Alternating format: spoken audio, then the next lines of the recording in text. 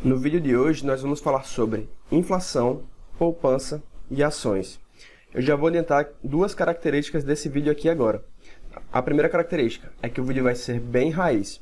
Então eu vou colocar aqui os termos, que você está vendo aí na tela. E conforme eu for explicando, eu vou colocando mais termos e palavras-chave, certo? Não vai ter imagem, não vai ter muito dessa... enfim, vai ser um vídeo raiz, né? E o segundo ponto é que o vídeo vai ser também denso.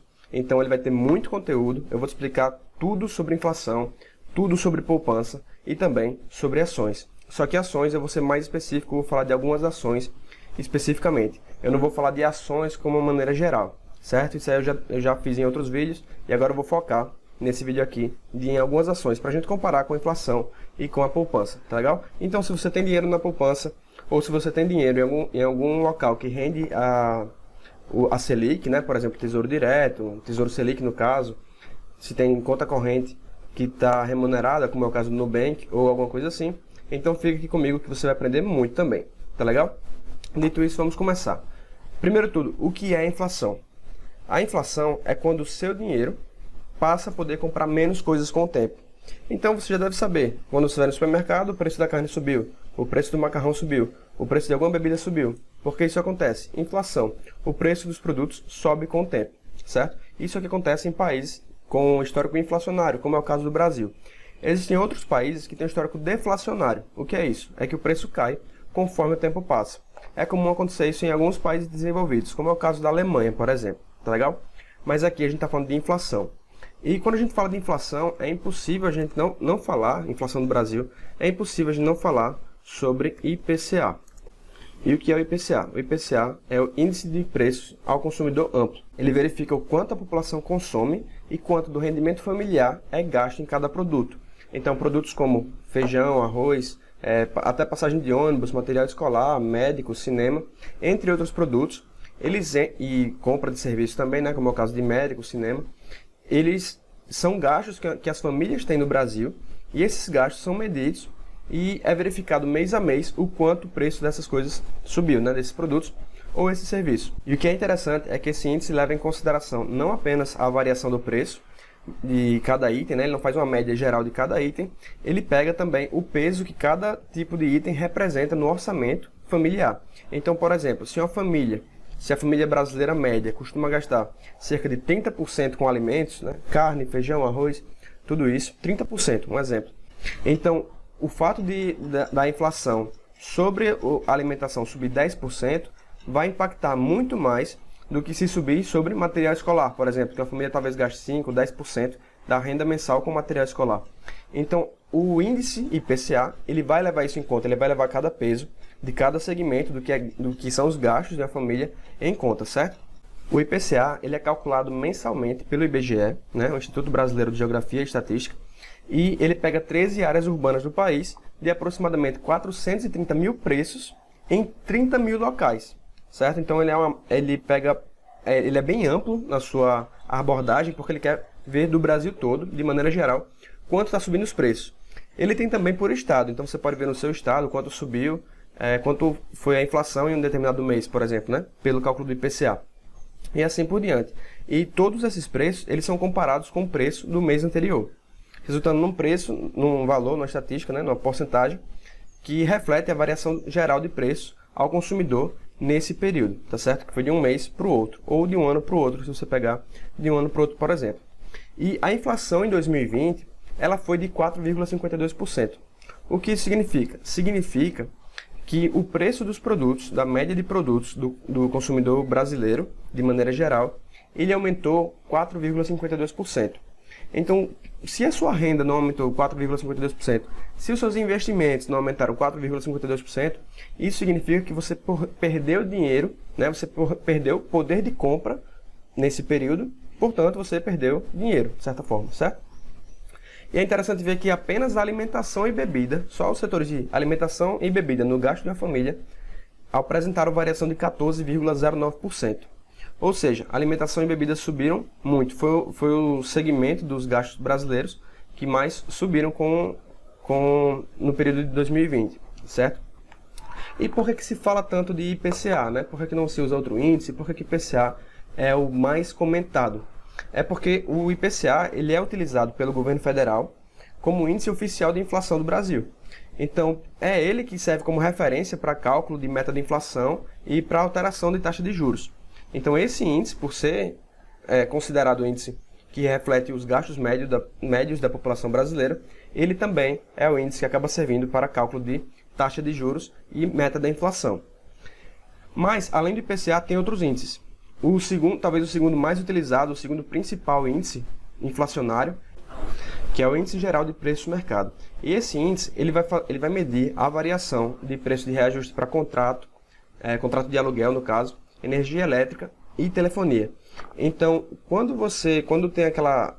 muitas vezes a pessoa fala assim, mas Yuri, o IPCA foi só de 4,52% e, na verdade, o ajuste do meu aluguel foi bem mais alto que isso, ou então o ajuste da minha telefonia foi bem mais alto que isso, ou enfim, a energia elétrica foi bem mais alto que isso. Então, esses três fatores são calculados com base nesse segundo índice, que é o índice IGPM.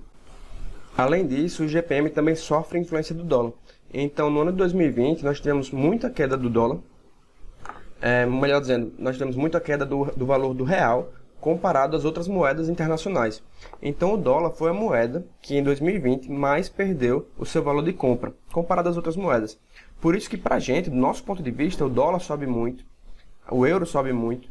E por que isso? Porque, na verdade, é a nossa moeda que se desvalorizou, certo? Então, também sofre influência do dólar. E o IGPM ele é calculado mensalmente pela FGV, né? Fundação Getúlio Vargas. Vamos botar aqui também. Fundação Getúlio Vargas. Enquanto que o IPCA ele é calculado pelo IBGE. E quanto foi o valor do IGPM em 2020? O valor foi de 23,14%, que foi a maior variação anual desde 2002, quando ela tinha sido de 25,31%. IGPM em 2020, 23,14%. Em outras palavras, se você mora de aluguel, é provável que a correção do aluguel tenha sido desse valor, ou algo próximo a isso.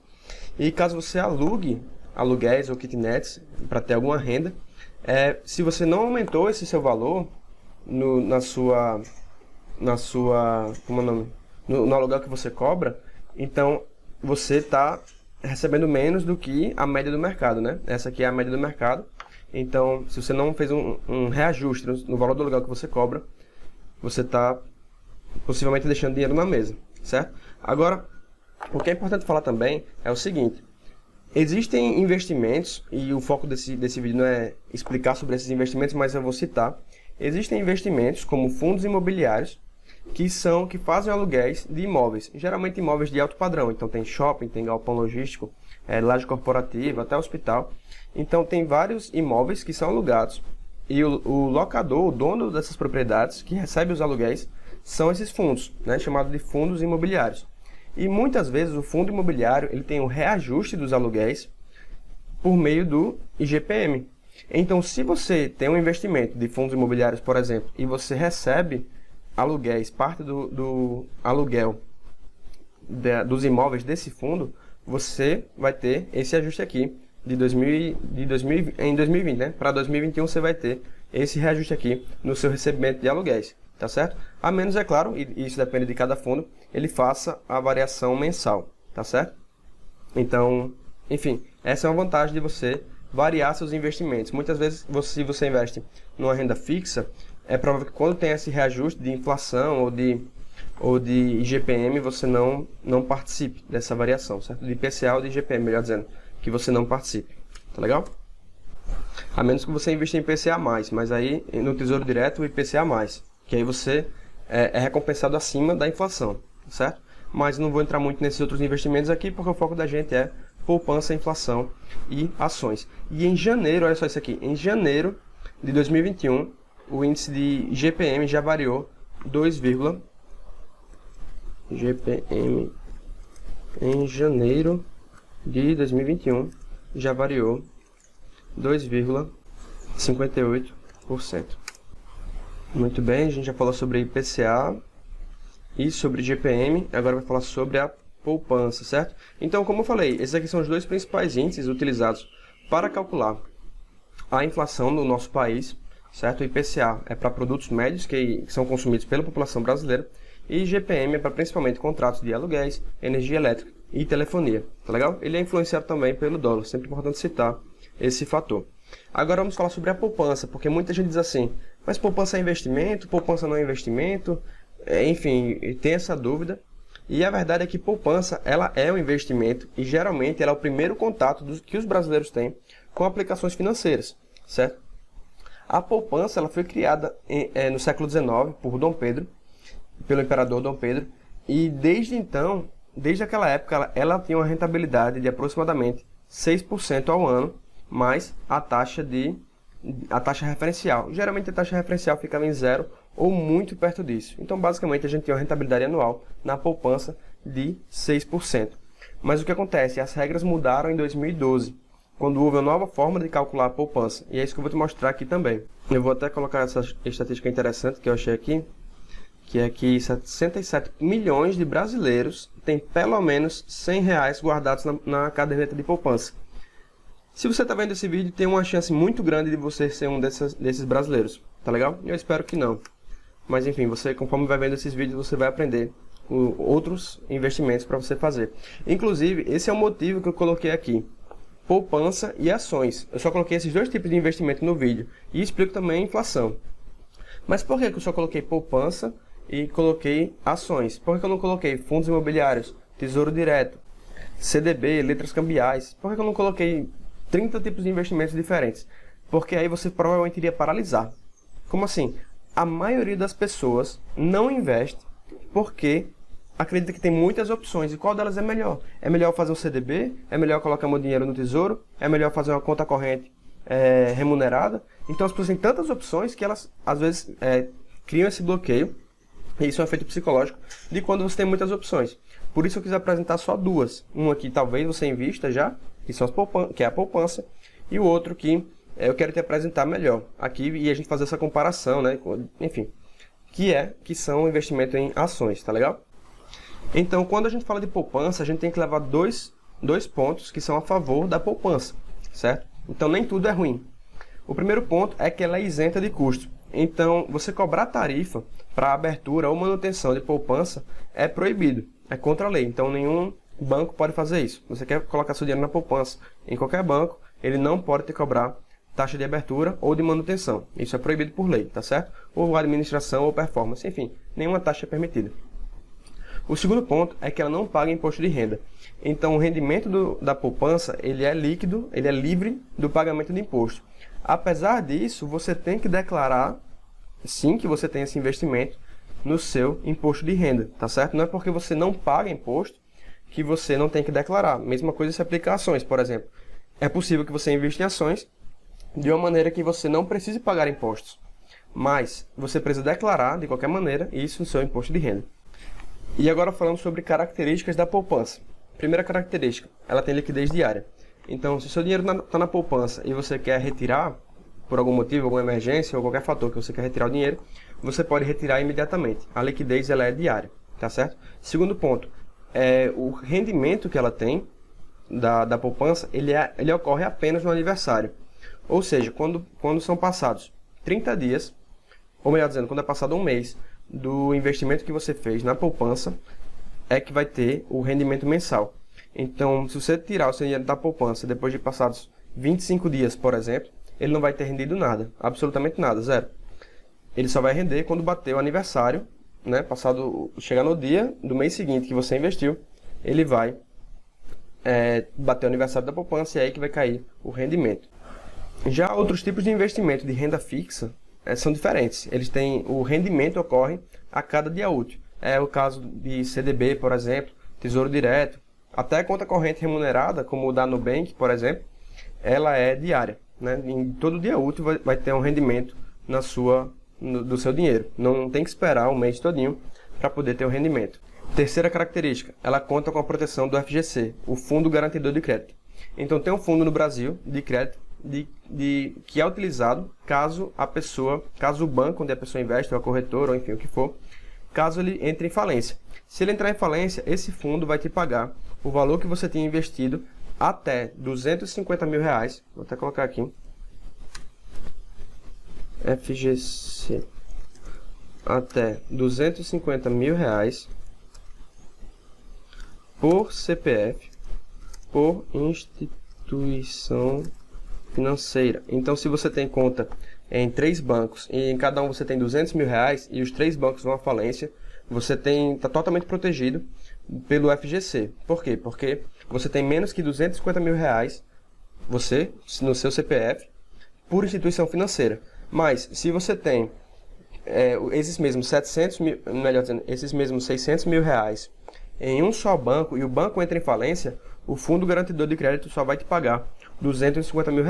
Os outros você perde, tá certo? Então, essa é a garantia que dá o Fundo Garantidor de Crédito, e a poupança dá direito a essa garantia. O quarto ponto é que a poupança ela tem uma função social. 65% dos recursos aplicados são obrigatoriamente utilizados para o mercado imobiliário. Então, esse dinheiro, 65% desse dinheiro que fica para os bancos, quando você coloca na poupança, ele só pode ser utilizado para conceder financiamento a quem precisa comprar o imóvel próprio. Então, nosso quarto ponto é que tem função social, ela não rende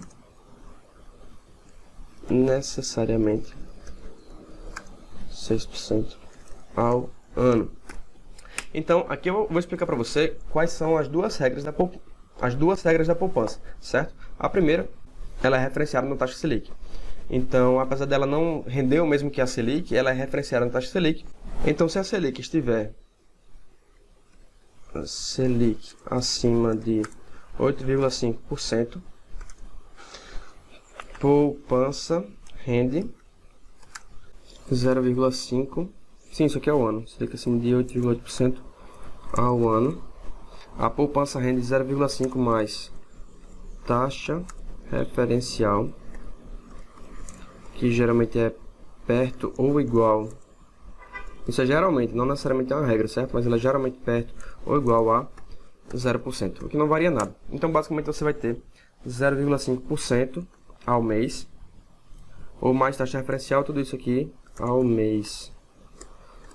Certo? Então, Selic acima de 8,5% ao ano, a poupança vai render esse valor, que vai dar aproximadamente 6% ao ano. Por isso que muita gente pensa, então, quando eu invisto na poupança, eu estou tirando 6% ao ano? Não. Desde 2012, é importante colocar aqui também,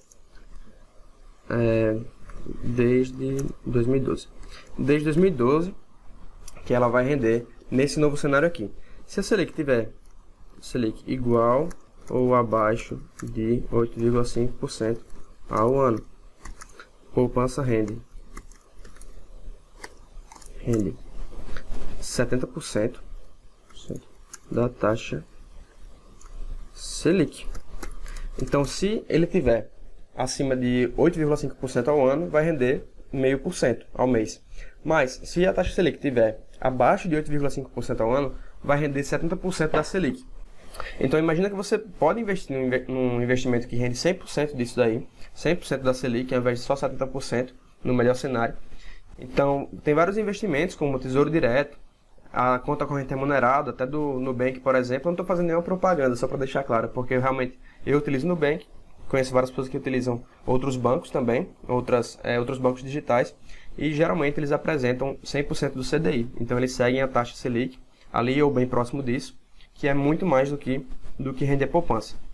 E por último, você tem essas opções, né? Você pode investir em conta corrente de banco digital, você pode investir no Tesouro Selic, e aí você vai ter esse valor integral. E agora imagina os 3 seguintes cenários. Imagina que você investe como num rendimento que renda 100% da Selic. Nos dias de hoje, a Selic, enquanto eu estou gravando esse vídeo, ela está em 2%. O que significa? Significa que você está tendo como rendimento 1,4% ao ano, se você está colocando na poupança. Esse aqui é seu rendimento se você tem alguma aplicação no Tesouro Selic, certo? Melhor dizendo, na taxa Selic. E o seu rendimento na poupança é de 70% disso aqui, então vezes 0,7, que vai dar 1,4. Então, para você pode parecer assim, mas 2%, 1,4, talvez não interfira tanto, né? Até porque os dois estão abaixo da inflação. Como mostrei, a taxa de inflação está acima de 4% no IPCA e acima de 20% no IGPM. Então, nos dois cenários, poupança ou conta corrente remunerada, ou tesouro direto, ou enfim, CDB, que rende 100% do CDI, essas opções também estão abaixo da poupança. Então, se você tem, estão bem abaixo da inflação.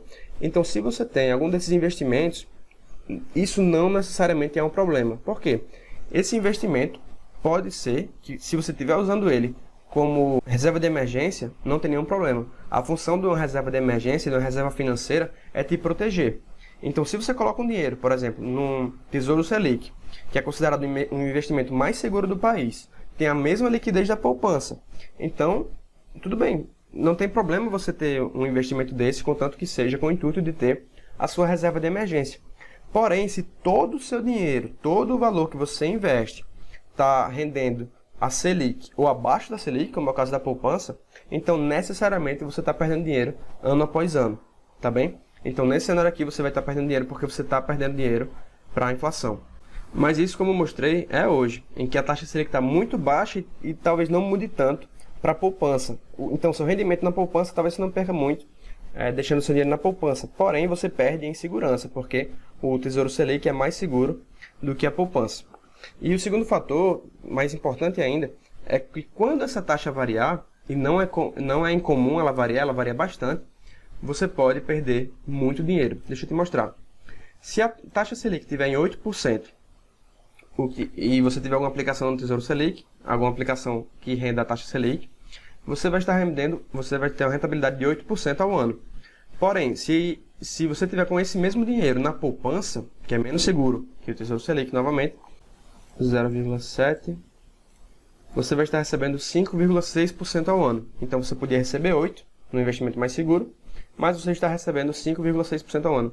E o que é pior, se a gente voltar no tempo, pegar, por exemplo, 2014, 2015, 2016, a taxa da Selic estava em Selic 2014, aproximadamente 12% ao ano.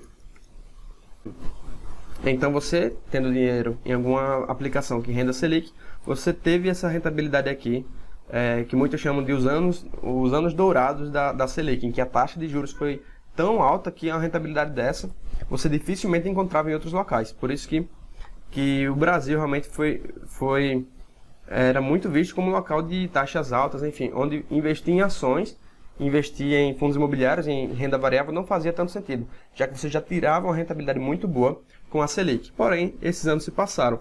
E hoje, em 2020, a taxa Selic terminou em 2% ao ano. Então, se você acredita que está tendo uma ótima rentabilidade com o seu dinheiro na poupança, por exemplo, enfim, no tesouro, você pode não estar tendo uma rentabilidade tão boa quanto você espera. Então vamos simular agora esses valores aqui que a gente colocou. Se a gente vamos pegar logo o maior valor para adiantar aqui. Se a gente pega 14%, que era a rentabilidade que uma pessoa estava tendo na taxa Selic em 2016, se você ou alguém que você conhece estava com dinheiro na poupança, a rentabilidade deveria ser de 9,8%. E por que eu falei deveria ser de? Porque lembra aquele bloqueio que tem? A partir do momento em que a taxa de rentabilidade da poupança ultrapassa os 6% ao ano, ele trava e fica ali em 6% e nunca mais sobe.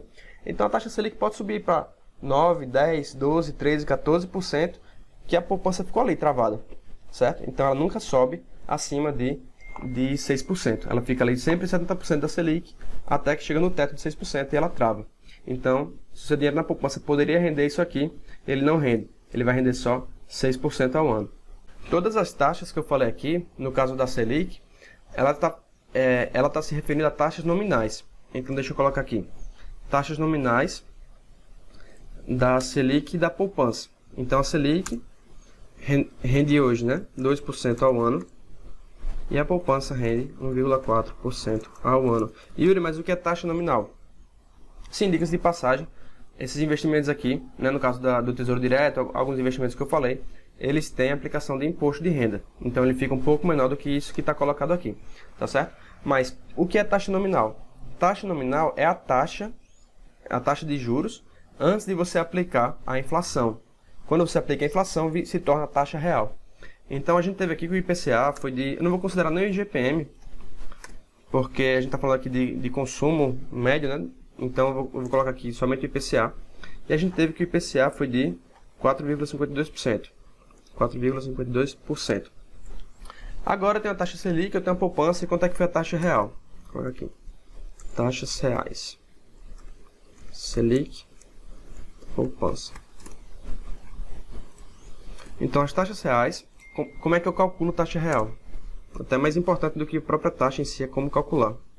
Que você pode calcular sempre que você precisar, se você tiver essa informação. Como calcular? E como você vai calcular você vai fazer uma soma. 1 mais taxa de rentabilidade. Eu vou explicar isso detalhadamente, vou escrever aqui primeiro. 1 mais taxa de rentabilidade do seu rendimento, então Selic, poupança, quanto foi a taxa que ele rendeu. E aí você vai dividir isso aqui por 1 mais taxa de juros. Desculpe, mais inflação. Taxa de inflação. 1 mais taxa de inflação. Então, muita gente acha que é o seguinte: se a Selic rendeu 2% ao ano, eu tenho um investimento na Selic, o IPCA é de 4,52% ao ano, eu tenho que subtrair 2 menos 4,52%, e aí eu vou ter menos 2,52%. E não é assim que funciona. Quando você vai calcular a taxa real, que é de fato quanto rendeu o investimento, você tem que fazer uma divisão, não uma subtração. Não sei se vai ficar um pouco complexo de entender isso, mas eu vou tentar explicar. Quando eu divido, quando eu tenho aquele dinheiro que eu vou investir, vamos dizer que eu tenho R$1.000, e ele rende 10%. Então eu tenho R$1.000 e eu tenho mais R$100, que foi o rendimento que eu tive. Quando eu for colocar inflação nisso aqui, quanto de dinheiro perdeu, eu tenho que colocar nos R$1.000 e também nos R$100 que rendeu. Então eu não posso só colocar, peraí, R$1.000 eu ganhei 100. Quanto é que eu perdi de inflação? A inflação foi de 5%. Então eu perdi R$50. Não, porque você está só considerando dos 1.000. Dos 1.000 você perdeu 50. E de quanto você perdeu dos 100? Você perdeu mais 5. Porque foi 5% do valor a mais que você teve. Eu acredito que ficou até simples de entender, mas enfim, se você tiver alguma dúvida, coloca aqui no comentário do vídeo que eu te explico exatamente como calcular isso aqui, tá legal? Ou melhor dizendo, eu explico o cálculo, né? Como calcular, eu vou te explicar bem direitinho agora. Então tá aqui, você faz essa divisão e você vai ter 1 mais taxa real. Simples assim, taxa de rentabilidade ou taxa nominal, tá bom? Taxa nominal. Então vamos ver um exemplo, vamos calcular aqui como ficou a nossa taxa. A gente teve 2% de rentabilidade da Selic. Então a gente vai calcular aqui 1 mais taxa nominal, 2%, mais 2%, eu posso colocar aqui 2%, que ele vai me dar o valor correto, né? 0,02, e aí eu vou somar, igual, 1,02, tranquilo. E agora eu vou dividir por 1 mais taxa de inflação. Quanto é que é a taxa de inflação? IPCA, 4,52. Então eu vou colocar aqui, eu já vou fazer a conta botando o valor total, né? 1 mais 4,52% vai dar 1,0452. Por quê? Porque é 4%. Então 4 dividido por 100, né? 4%. E agora eu vou fazer essa divisão. 2%, 1,02 dividido por 1,0452. Eu vou ter o valor de 0,97. E isso tudo aqui vai ser 1 mais taxa real. Quando eu passo 1 de volta para cá subtraindo, eu vou fazer isso aqui, menos 1. E aí eu vou ter que eu perdi, eu vou multiplicar por 100 agora, para a gente ver em porcentagem.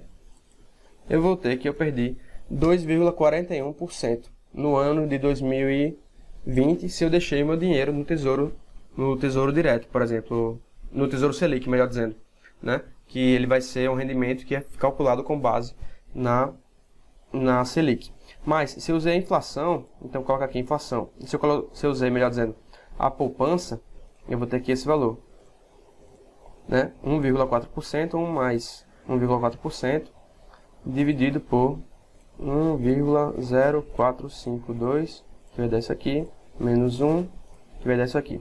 Então eu perdi basicamente 3% de dinheiro que ficou aplicado. Então por mais que ele renda a mais. Então, se eu botei R$1.000 em algum rendimento que rende a taxa Selic no dia 1º de janeiro, e eu vou tirar no último dia do ano, ele vai ter aumentado 2%. Então, R$1.000 se transformaram em R$1.020, tá bem?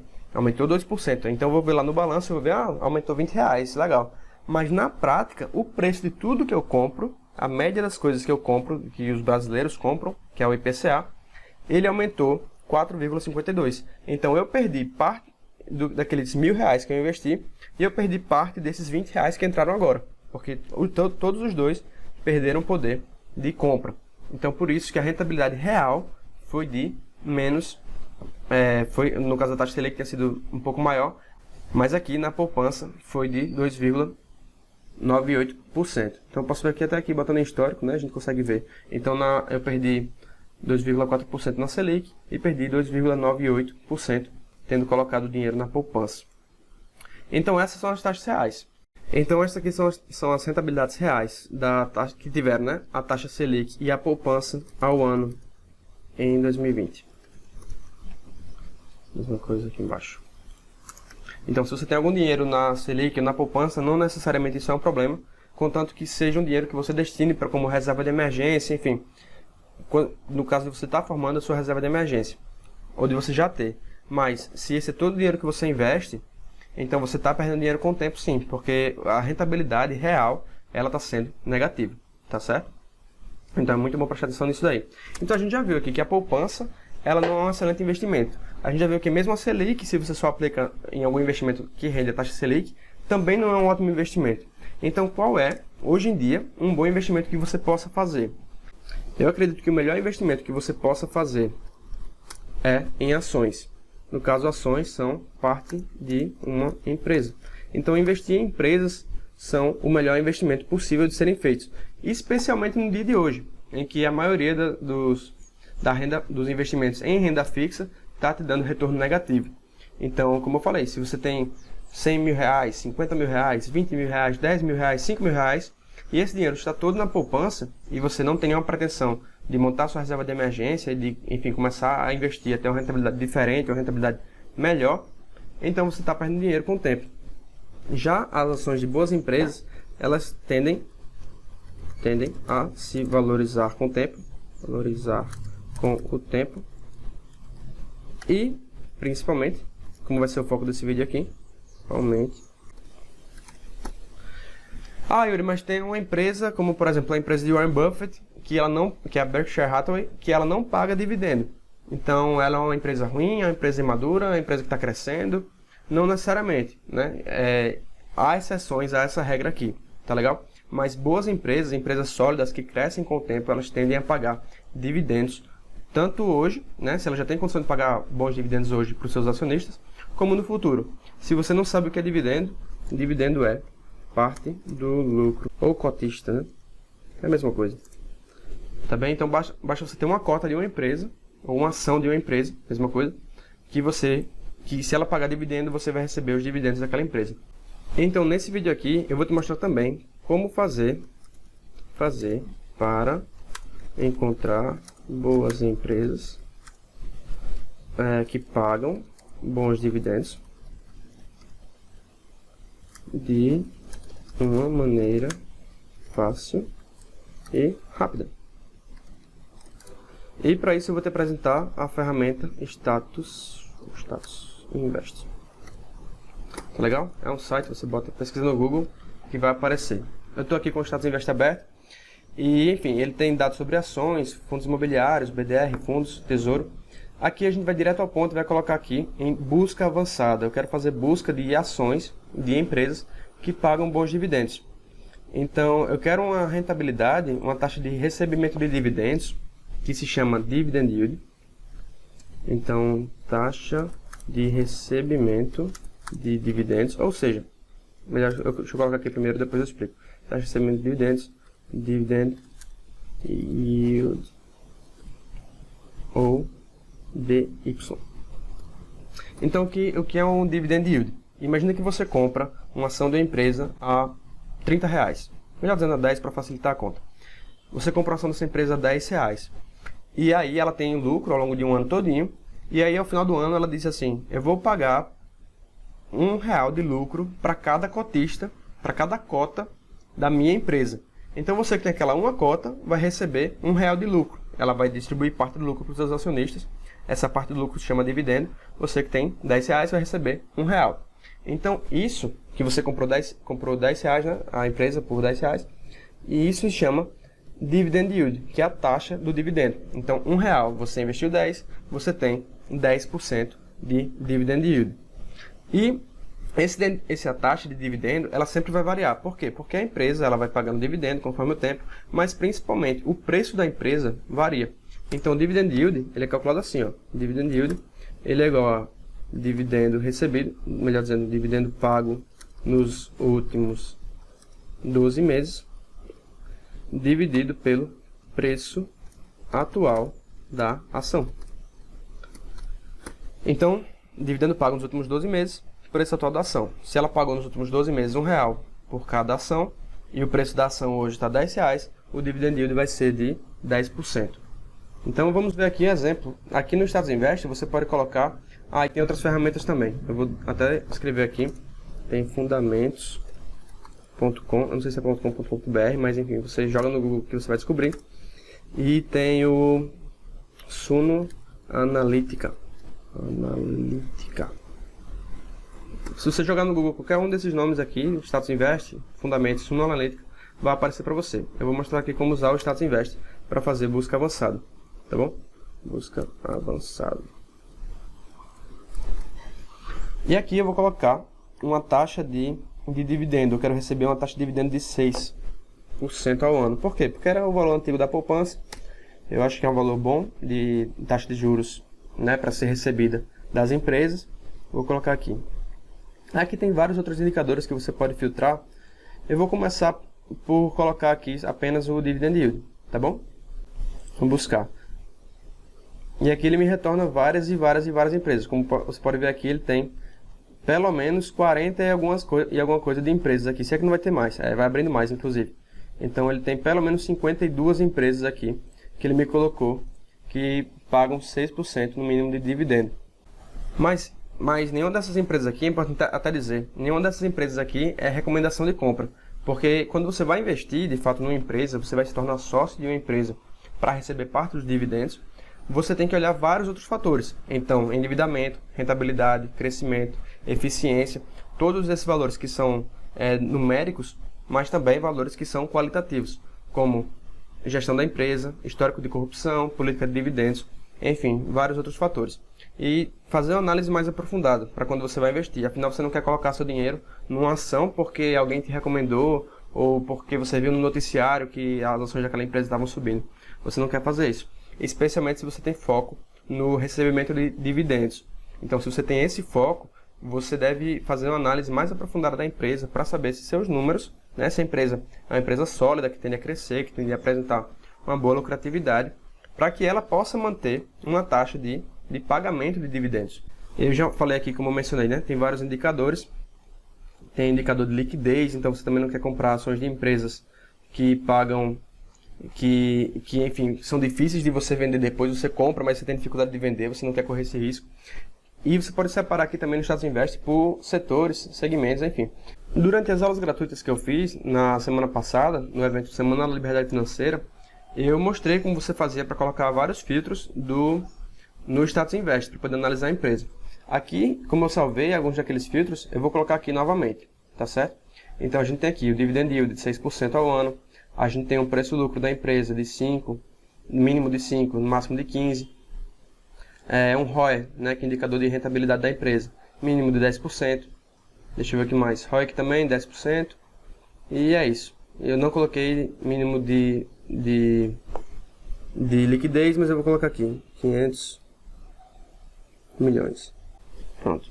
E agora eu vou buscar por empresas que atendem a esses fatores. Aqui a gente já tem bem menos empresas. E até porque eu filtrei pelo setor elétrico. Vou até tirar esse filtro aqui, botar todos os setores e buscar novamente, para a gente ver como é que fica.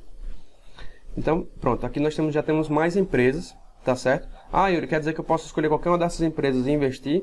Absolutamente não. Eu coloquei só alguns filtros para a gente poder buscar algumas empresas que não tivessem um valor de dividendo alto por alguma razão muito discrepante. Então, às vezes, uma empresa que ela não tem uma rentabilidade tão alta, mas eles fazem questão de pagar um dividendo muito alto.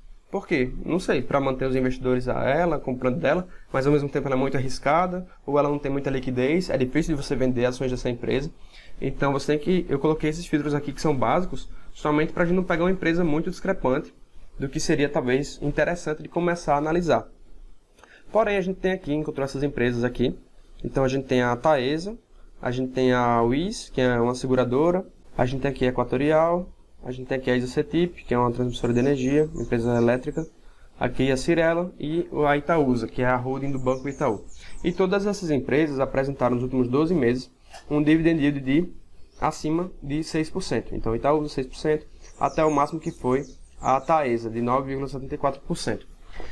Importante dizer o seguinte, retorno passado não garante retorno futuro. Então não é porque essas empresas pagaram um dividendo relativamente alto nos 12 meses, que ela tende a fazer isso nos próximos 12 meses. Por isso que é importante você analisar as empresas. Mas, se você analisa suficientemente boas empresas e você faz uma carteira de investimento entre empresas que pagam um dividend yield, que costumam pagar um dividend yield acima de 6% ao ano, você vai ter uma carteira que vai te pagar acima de 6% ao ano somente com dividendo, fora a valorização do papel, certo? Fora a valorização da ação, que, como eu falei, boas empresas tendem a se valorizar muito conforme o tempo, e principalmente empresas boas que pagam dividendos tendem a se valorizar acima da média da bolsa. Ou seja, as empresas pagam dividendo e, além disso, a valorização dela tende a ser acima da bolsa. Então tem um índice chamado IDIV, que é o índice de empresas mais pagadoras de dividendo da bolsa, e ele, quando você comparar ele, dessas empresas, com o do gráfico do Ibovespa, que é uma média das ações da bolsa, é claro que é uma média ponderada, você tem que o IDIV tem um retorno maior, certo? Então empresas que são boas, que crescem, que pagam bons dividendos, tendem a se valorizar mais do que a própria bolsa, de maneira geral. Então, dessa maneira você aprende o seguinte, montou uma carteira que ela é diversificada, que ela tem empresas sólidas, que ela é focada no longo prazo, com certeza você consegue ter uma rentabilidade acima dos 2% da taxa Selic. Né? Como foi possível ver aqui, tem várias empresas que pagam mais que 6%, mais que 7%.